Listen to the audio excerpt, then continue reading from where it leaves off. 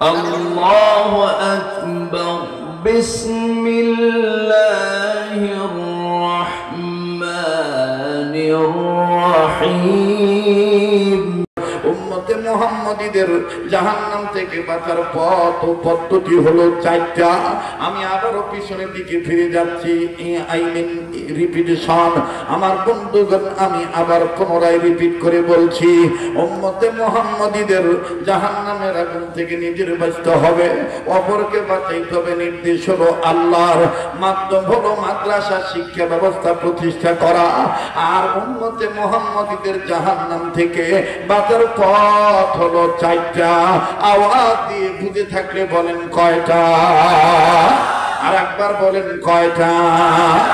Number 1 আলেম হওয়া, number 2 আলেমের ছাত্র হওয়া, নাম্বার 3 আলেমের কথা শোনা, নাম্বার 4 আলেমগণকে মহব্বত করা। আমার বাইরে এই চারটা পথ আবার বলেন তো দেখি। আমি 2টা 3টার কথা বলবো না, 4টার মধ্যে শুধু আমার বন্ধুগণ 2 নম্বরটার ব্যাখ্যা আমি বলে দেব। সম্মানিত মিডিয়ার বাইরা, দিন প্রচার প্রসারের লক্ষ্যে তিনার রেকর্ড করতেছেন। এই কথাটা কিয়ামত পর্যন্ত রেকর্ড থাকবে।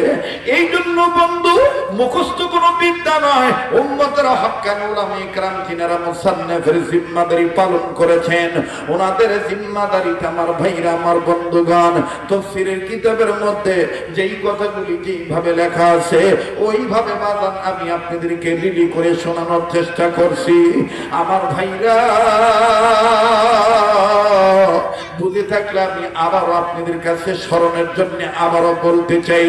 বলেন তো দেখি, উম্মতে মুহাম্মাদীদের জাহান্নাম থেকে বাঁচার পথ কয়টা? না না, সবাই বললেন না বাজান, আবার বলেন কয়টা? আর একবার বলেন কয়টা? নাম্বার 1 আলেম হওয়া, মুখস্থ করেন। নাম্বার 1 আলেম হওয়া, নাম্বার 2 আলেমের ছাত্র হওয়া, নাম্বার 3 আলেমের কথা শোনা, নাম্বার 4 আলেমকে মহব্বত করা। ভাই গো, এই কথাগুলি এখন আমি আলেমের ছাত্রদের মতন করে আপনাদেরকে একটু জোশ নিয়ে আমার বন্ধুগণ ঝোঁক বাড়াইয়া আপনাদেরকে আমি তালে তালে বলতে বলবো। ইমানি জোশ পয়দা করে হুশ আক্কেল ঠিক রেখে বাজার জজবার সহিত ও আমার ভাইরা মাথার ব্রেন ঠিক রেখে এই কথাগুলি বাদান আপনার উত্তর দিবেন। যেমন উদাহরণস্বরূপ বলে দেই, ছোটবেলা ছোট্ট আমার ভাইরা সকালবেলা যদি মাদ্রাসায় আসেন, মক্তবে আসেন বাদান, দেখবেন আলেমের ছাত্র হইয়া ছোট্ট ছোট্ট ছেলে মেয়েরা কত সুন্দর পড়ে। আর কি হলো 29টি মাকড়া 17টি। 1 নম্বর মাকড়া ঝলকের শুরু হইতে হামজা হা ঢুলে ঢুলে আওয়াজ করে পরে কথা ঠিক না বেঠি? ওই রকম আমি আপনাদের কাছে জিজ্ঞাসা করবো, আপনারা জবাব দিবেন। উম্মতে মুহাম্মাদীদের জাহান্নাম থেকে বাঁচার পথ কয়টা? হয় না, দেখো তো কে বলে না। যে বলবে না মনে করুন এটা ওই গ্রুপের লোক। বোঝেন তো? আঙ্গুল দেওয়া করুন। কি দেওয়া করুন? একটু জোরে। উম্মতে মুহাম্মাদীদের জাহান্নাম থেকে বাঁচার পথ কয়টা? নাম্বার 1 আলেম হওয়া, নাম্বার 1 একসাথে বলেন, গুনাহ মাফ হবে, সওয়াব হবে। নাম্বার 1 নাম্বার 2 আলেমের ছাত্র হওয়া, নাম্বার 2 নাম্বার 3 আলেমের কথা শোনা, নাম্বার 3 নাম্বার 4 আলেমকে মহব্বত করা, নাম্বার 4 এই 4 পথের প্রতীক হবে যারা কবরে হাসরে মিজানে সিরাতে খাবে না ধরা। ঠিক কিনা বলে? জাহান্নাম থেকে বাঁচার পথ কয়টা? 4টা। নাম্বার 1 নাম্বার 2 নাম্বার 3 আলেমের কথা শোনা, নাম্বার 4 আলেমকে মহব্বত করা। এই 4টার ব্যাখ্যা দিতে গেলে ফজর আযান দিয়ে যাবে, দিয়ে দিলে আমরা ঠিক পাবো না। আমি অত লম্বাও করবো না, আপনাদের ধৈর্য কুলাইতে নাও পারে। তারপরেও আমি মাত্র 2 নম্বরটার ব্যাখ্যা আপনাদেরকে জানাই দিই। কেন শামসুল উলুম কওমি মাদ্রাসা, হাফিজি মাদ্রাসা ছেলে মেয়ে দিবেন না? এরকম দিনী প্রতিষ্ঠান কেন আপনি প্রতিষ্ঠার পক্ষে আপনি সহযোগিতা করবেন না? এইটা বোঝানোর জন্যই আমি সামথিং সময় খালি একটু ধারণা দিয়ে যাব আমার ভাইরা, আমার বন্ধুগণ। সেটা হলো 2 নাম্বার, জাহান্নামের পথ থেকে বাঁচার উপায় হলো 4টি। নাম্বার 2 বাবাজি, 2 নম্বর হলো আলেমের ছাত্র হওয়া। আলেমের ছাত্র হলে দেখেন কেমন লাভ। আমার বন্ধুগণ, লম্বা করার কোনো সুযোগ নাই। এই জমির উপরে আসমানে নিচে যত বড় বড় তাফসীর কিতাব আছে, উম্মতেরা আলেমদের শরণাপন্ন হয়ে জিজ্ঞাসা করে দেখবেন, তার মধ্যে সবচেয়ে বড় তাফসীরের কিতাবের নাম হলো তাফসীরে কাবির। এই তাফসীরে কাবিরের মুসান্নিফ ইমাম ফখরুদ্দীন রাজি রাহমাতুল্লাহি আলাইহি, তিনি তার তাফসীরে কাবিরের মধ্যে বাজান কথাটা এইভাবে জিম্মাদারি পালন করে লিখেছেন, আল্লাহর একজন পয়গম্বর, আরে বন্ধু, আল্লাহ রাব্বুল আলামিনের নির্দেশে নিজের কর্ম করার জন্য নিজে যাচ্ছিলেন। প্রতিমধ্যে যাওয়ার সময় আমার বন্ধুগণ একটা কবর দেখলেন। এই কবরে দাও দাও করে আগুন জ্বলতেছে। পয়গম্বর বুঝতে পারলেন কবরের ভিতরে সাংঘাতিক থেকে কঠিনতর আযাব হচ্ছে। এই জন্য পয়গম্বর আমার বন্ধুগণ না ঘাবড়াইয়া, পয়গম্বর কাউকে কিছু না বলিয়া, আল্লাহর পয়গম্বর নিজের কর্মের দিকে নিজে চলে গেলেন। নিজের কর্ম যখন বাজান সম্পাদন হয়ে গেল, একটু খেয়াল করে শুনবেন বাজান, নিজের কর্ম যখন সম্পাদন হয়ে গেল, কর্ম যখন সব শেষ হয়ে গেল রে বাবা, এই পয়গম্বর আবার কাজ শেষ হওয়ার পরে আমার বন্ধুগণ রিটার্ন যখন আবার পূর্বের রাস্তা দিয়ে ফিরত আসতেছেন, এইবার পয়গম্বর সিদ্ধান্ত নিলেন, একটু আগে যেই কবর আযাব দেখেছিলাম আমি আবার এই কবরটা দেখব কবরওয়ালার হালত এখন কেমন, এখন কবরের মধ্যে কবরওয়ালা কেমন আছে।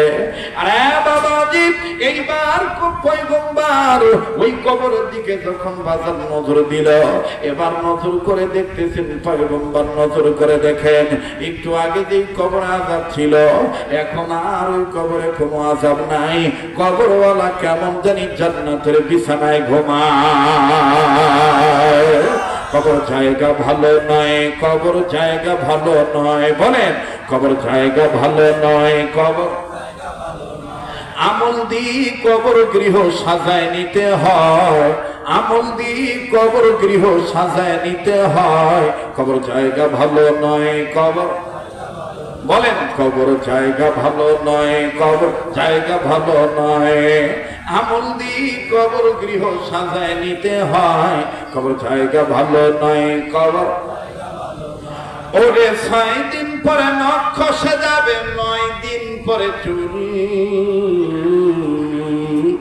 ওরে 6 দিন পরে নখ খসে যাবে, 9 দিন পরে চুল।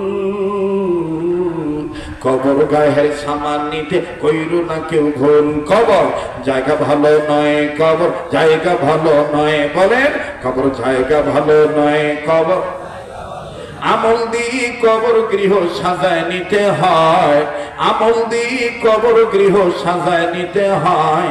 কবর জায়গা ভালো নয়, কবর জায়গা ভালো নয়। লিল্লাহে তাকবীর। কষ্ট হইতেছে বাবা, এইভাবে যদি চলতে থাকে কিছু সময় দিতে মন চায় না? চায় না মন? আবার একটু বলেন তো আল্লাহু আকবার, আবার বলেন আল্লাহু আকবার। আমার ভাইরা, আমার বন্ধুগণ, এইবার পয়গম্বর যখন নজর করে দেখলেন কবরে আযাব নাই, কবরওয়ালা জান্নাতের বিছানায় ঘুমায় কবরওয়ালার কাছে। বাবাজি, পয়গম্বর হাঁটি হাঁটি পা পা করে কবরের কাছে গেলেন। কবরের কাছে যাইয়া ভালো করে দেখতেছেন, খেয়াল করে দেখতেছেন এই কবরে কি আসলে আযাব বন্ধ হয়ে গেছে নাকি। হ্যাঁ, নজর করে দেখতেছেন এখন কোনো আযাব নাই। কবরের ভিতরে যিনি আছেন তিনি জান্নাতের বিছানায় ঘুমায়।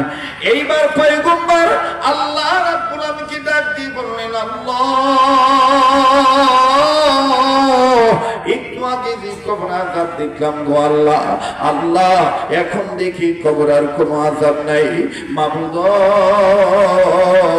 কোন কারণে তুমি কবরওয়ালাকে মাফ করে দিয়েছো, তোমার কাছে আমি একটু জানতে চাই বাবাজি, আল্লাহর ওলিরা এবং আল্লাহর পয়গম্বরগণ আল্লাহ রাব্বুল আমিনের সাথে কথোপকথন বলে, কথা বলে বাবাজি।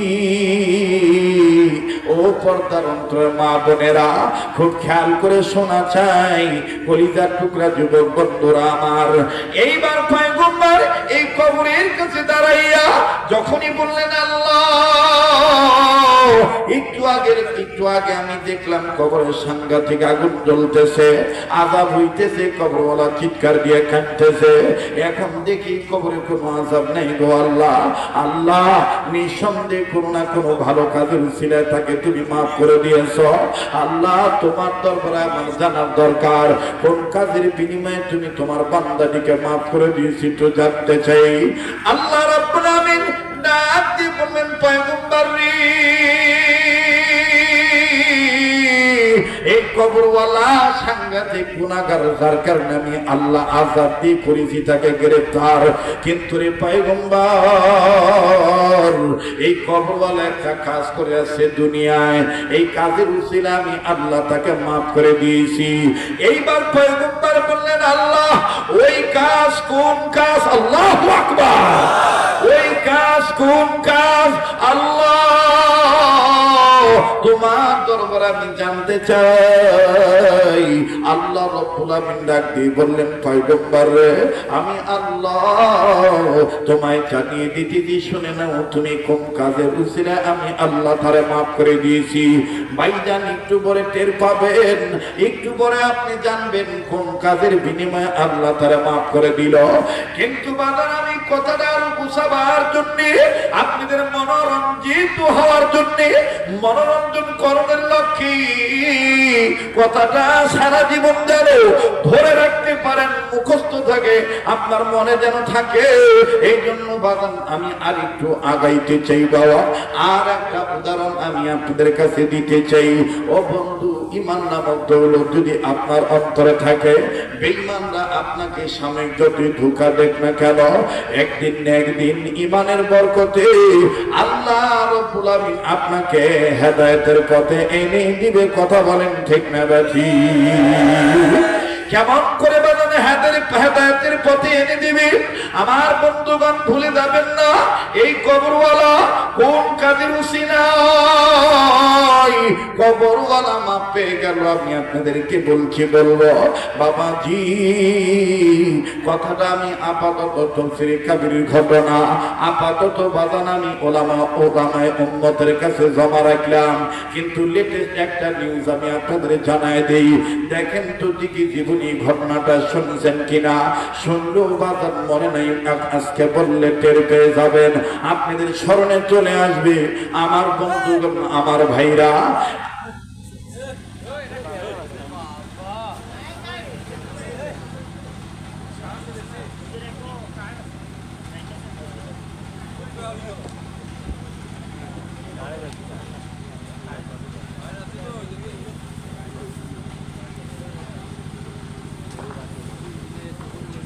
আমার ভাইরা, আমার বন্ধুরা, জগৎ বিখ্যাত একটা ভার্সিটির কথা বলবো।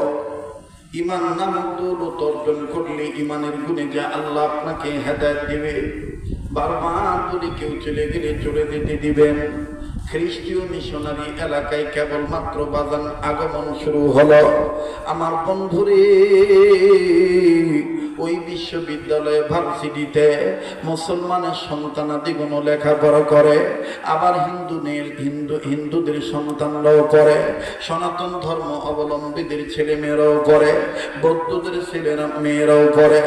বাবাজি, খ্রিস্টান পরিবারের ছেলে মেয়েরাও পড়ে। কিন্তু রে বন্ধু, কে বুঝাইতেছে ভাইয়া, খ্রিস্টান মেয়েদের, খ্রিস্টান পরিবারের একটা মেয়েটা দেখতে বাদাম জগৎ বিশ্ব সুন্দরী, মেয়েটাকে দেখতে সুন্দর, চামড়া বড় সুন্দর রে ভাইয়া, বড় দেখতে সুন্দর, প্যারাগন অফ বিউটি। এই মেয়েটা আমার বন্ধুগণ, আমার ভাইরা, সুন্দর হওয়ার ফলে মেয়েটার নাম হলো মিথিলা।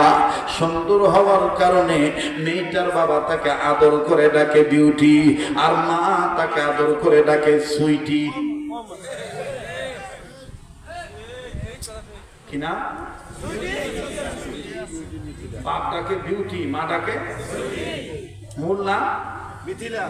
মিথিলা আমারও যদি কোনো খাওয়া পাওয়া যদি আমাদেরও থাকে, দেখতে যদি একটু নাদুস নুদুস হয়, দেখবেন আমার আক্কল থাকে না, ব্যাকলের মতন আদর করি, সুমা দিই, কত কথা কই, আমি কইলে রে উলি বাবা জান রে, কথা কয় না, জোরে কথা বলে। দেখবেন এরপরে আদর করতে করতে তো তুই আমার আত্মা, তুই আমার চাঁদ, তুই আমার সূর্য, উলি বাবেলে আমি কি গোরস্থানে বাস করতেছি নাকি? ঠিক না বেঠি? ওই মেয়েটার নাম হলো মিথিলা, দেখতে খুব সুন্দর, এজন্য বাপ মা আদর করে দুইজন দুই নামে ডাকে, একজন ডাকে বিউটি, একজন ডাকে। আমার ভাইরা, আমার বন্ধু, এখান থেকে কথার আওয়াজ আসে কেন?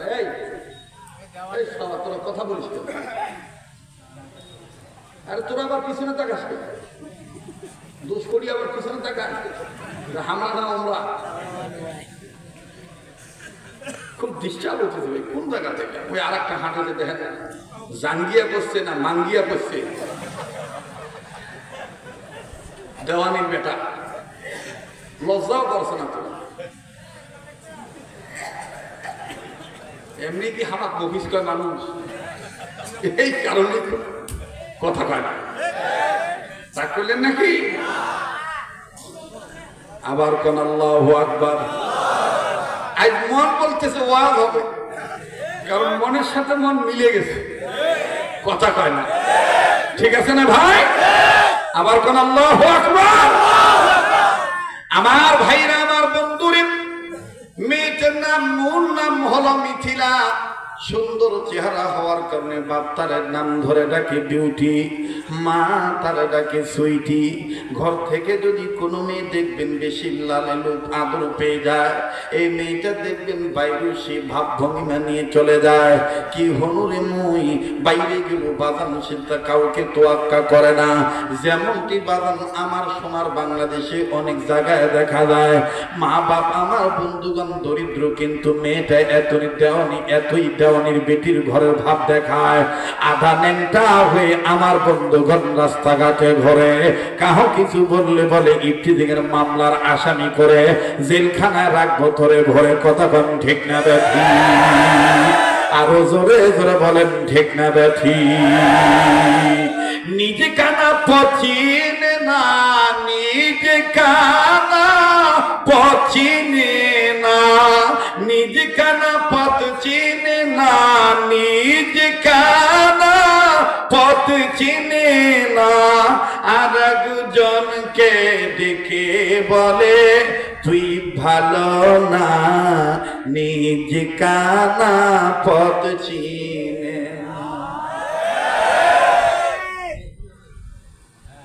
অনেকদিন পরে খ্রিস্টান দিল, বলা ঘের ঘেরায় তো টান দিটা ভালো হয়,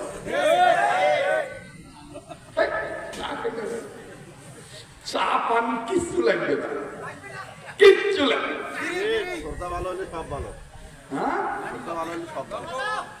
ভালো রাখার মালিক কে?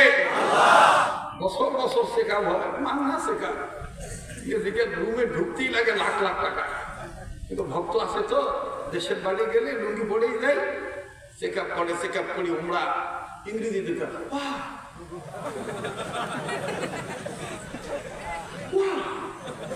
he's not a complete man. Thank you, God, thank you. কি ভাই স্কুলে রাগ করেন না কিন্তু? চেক আপ করি, বাপরে বাপ, কোন রুগী না আপনি, আপনি কমপ্লিট ভালো মানুষ। পরে আবার আশীর্বাদ ধরলে ডাক দিতে, হুজুর কি খান আপনি, কি ব্যবহার করেন? আমি কই আল্লাহ আল্লাহ, আল্লাহর সাথে মহব্বত পাকা করার চেষ্টা করি, এই জন্য আল্লাহ দয়া করে ভালো রাখে।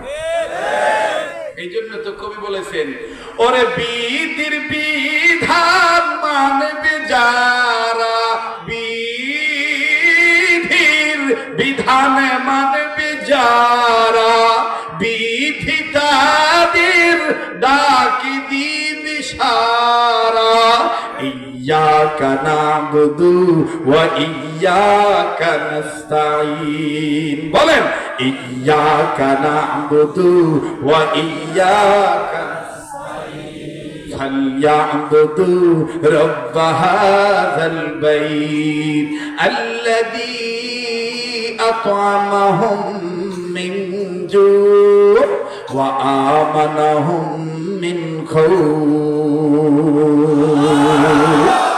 ওরে বিধির বিধান মানবে যারা কত বাউল শিল্পী